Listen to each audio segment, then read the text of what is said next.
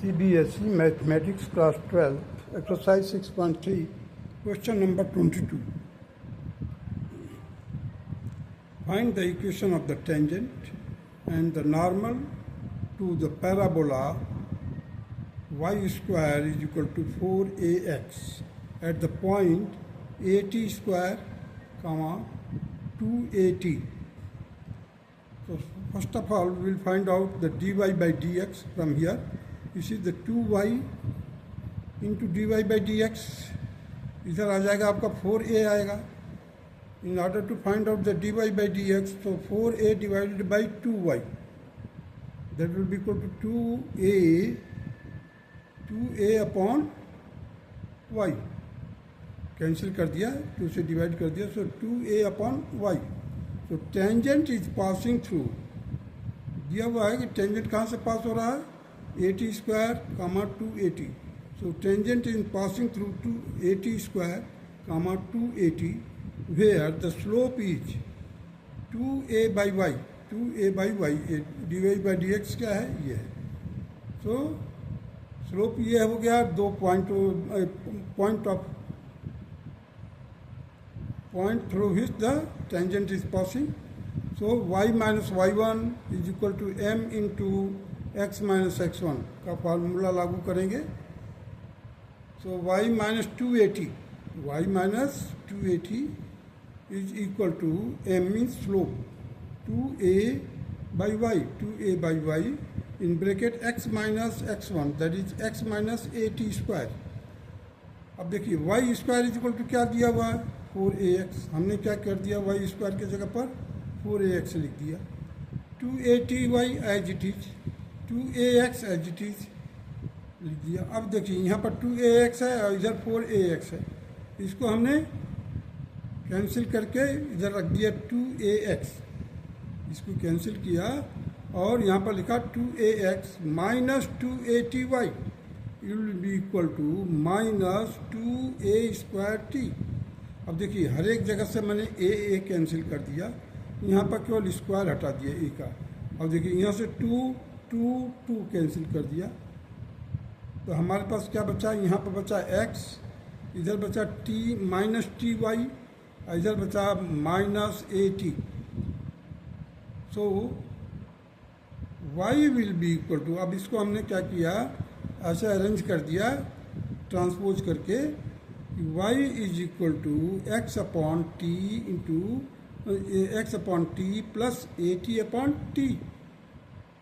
अब ये T cancel हो गया. So y will be equal to 1 upon T X plus A. अब देखिए y is equal to M X plus C. Coordinate geometry में आपने पढ़ा है, स्लोप फॉर्म में इक्वेशन क्या होता है, y is equal to M X plus C. M क्या होता है, स्लोप होता है. तो यहाँ पर m के इस जगह पर क्या है, 1 अपॉन टी है, स्लोप है. मैंने एरो मार्क करके लिखा है slope. So slope of the normal. अब ये स्लोप किसका है, टेंजेंट का. तो slope of the normal means which is perpendicular to the tangent, that will be equal to negative reciprocal. तो हमने क्या किया, -1 नेगेटिव के लिए, और रेसिप्रोकल के क्या किया मैंने, 1 अपॉन टी नीचे कर दिया डिनोमिनेटर. अब ये टी इन्वर्ट होकर के ऊपर चला जाएगा. So minus T, slope of the normal will be equal to minus T. So the normal is also passing through A T square, 280. अब नॉर्मल का क्या इक्वेशन होगा, y माइनस 280. देखिए y माइनस y1. अब ये माइनस टी क्या है, इसका स्लोप है, माइनस टी से लिख दिया. x माइनस x1 के जगह पर क्या लिखा, ए टी स्क्वायर. अब इसको फर्दर सॉल्व किया मैंने, y इज इक्वल टू 280 माइनस 280 is equal to minus X T plus A T cube. अब देखिए y एक तरफ रखा, रेस्ट ऑफ द टर्म को राइट हैंड साइड में कर दिया. सो टी एक्स माइनस का T X plus twice A T plus A T cube, and this is the required answer of the question number 22. Now come to the question number 23. Prove that the curves x is equal to y square and xy is equal to k cut at right angles if 8k square is equal to 1. I read the question again. Prove that the curves x is equal to y square and xy is equal to k cut that at right angle. दो curve हैं और दोनों एक दूसरे को right angle पर cut करते हैं.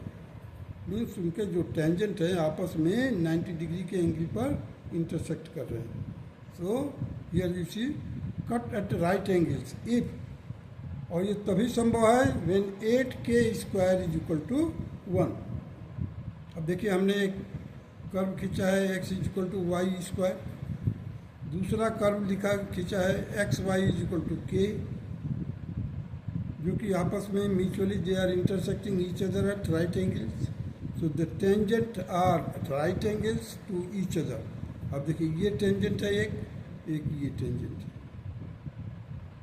अब यहाँ पर लिख दिया हूँ tangents are perpendicular to each other, और ये x y is equal to k इसका इक्वेशन है और इसका इक्वेशन है x is equal to Y square. Now putting x is equal to Y square in x y is equal to k. अब x is equal to Y square दिया हुआ, हमने x की वैल्यू जो है इसमें रख दिया. कहाँ पर? X y is equal to के. तो एक्स के जगह पर वाई स्क्वायर इंटू वाई.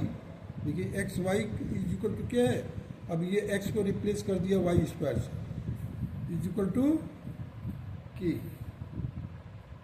अब देखिए यहाँ पर क्या हो गया, वाई क्यूब आ गया, Y cube is equal to के.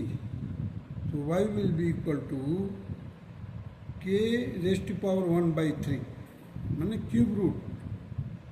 Therefore X will be equal to Y square. X किसके बराबर है? Y square. देखिए X is equal to Y square. Therefore X is equal to Y square, that will be equal to के raise to power. अब Y is equal to क्या निकला है? K raise to power 1/3. So k will be y square will be equal to के raise to power 2/3. K raise to power 2/3. The point of intersection, point of intersection. अब देखिए यहाँ पर जो x की वैल्यू क्या आ रहा है? K raise to power 2/3. y की वैल्यू क्या आया है? K raise to power 1/3. So the point of intersection is k raise to power 2/3 and k raise to power 1/3.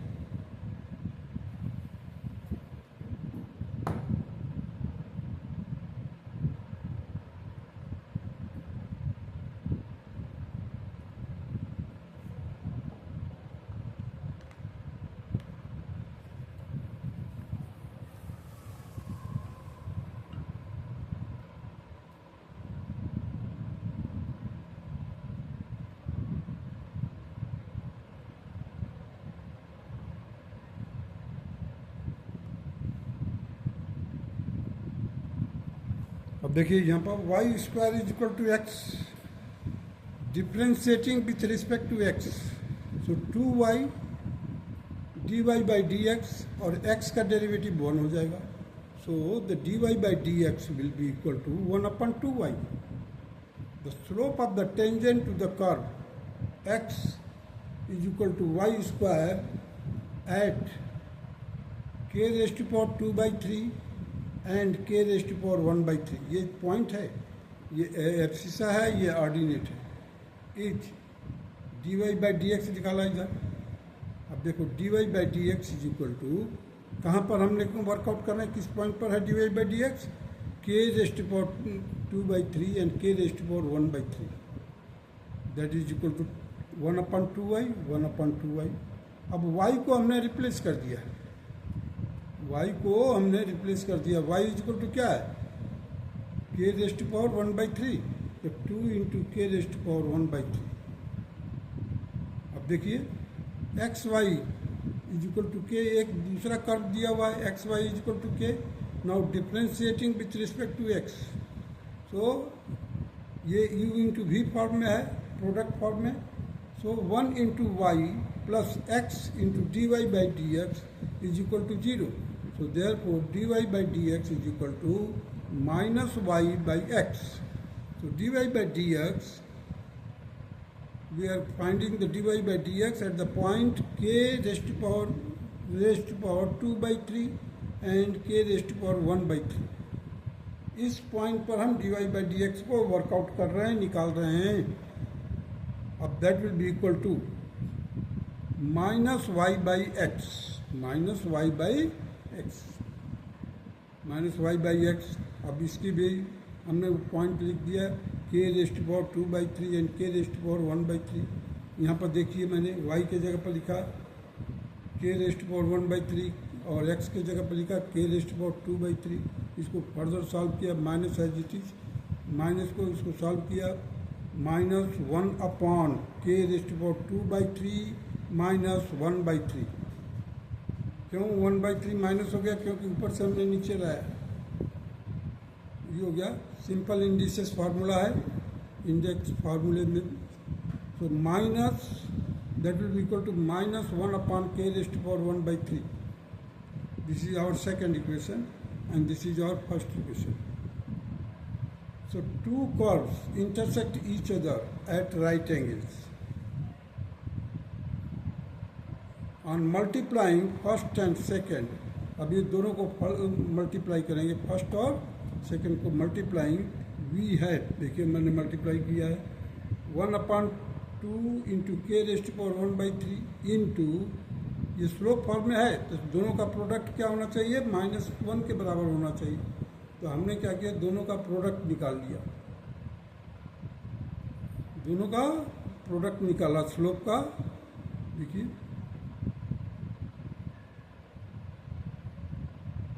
1 upon 2 into k raised power 1 by 3 into minus 1 upon k raised power 1 by 3 that is equal to -1. तो -1 हमने यहाँ से बाहर ले लिया. देखिए एक minus पहले ही रख दिया, एक माइनस ही है, अदरवाइज माइनस माइनस तो होता तो प्लस हो जाता.